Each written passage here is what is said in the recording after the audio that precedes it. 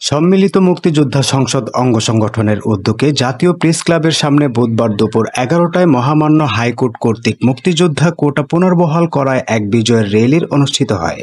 উক্ত অনুষ্ঠানে প্রধান অতিথি হিসেবে উপস্থিত ছিলেন জননেতা বীর মুক্তিযোদ্ধা শাহজাহান খান এমপি, বাংলাদেশ আওয়ামী লীগের প্রেসিডিয়াম সদস্য, খাদ্য মন্ত্রণালয় সম্পর্কিত সংসদীয় কমিটির সভাপতি, মুক্তিযুদ্ধ বিষয়ক মন্ত্রণালয় সম্পর্কিত সংসদীয় কমিটির সদস্য, সাবেক সফল নৌ পরিবহন মন্ত্রী ও সম্মিলিত মুক্তিযোদ্ধা সংসদের আহ্বায়ক। বিশেষ অতিথি হিসেবে উপস্থিত ছিলেন বীর মুক্তিযোদ্ধা ওসমান আলী, সম্মিলিত মুক্তিযোদ্ধা সংসদের সদস্য সচিব ও বাংলাদেশ শ্রমিক ফেডারেশনের সাধারণ সম্পাদক। আরও উপস্থিত ছিলেন মুক্তিযোদ্ধা সংসদের সদ্য সাবেক নেতৃবৃন্দ ও দেশের বিশিষ্ট বীর মুক্তিযোদ্ধাগণ।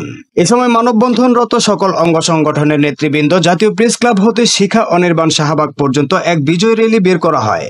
মহামান্য হাইকোর্ট কর্তৃক মুক্তিযোদ্ধা কোটা পুনর্বহাল করায় উক্ত বিজয় মিছিলের র্যালি বের করা হয়েছে।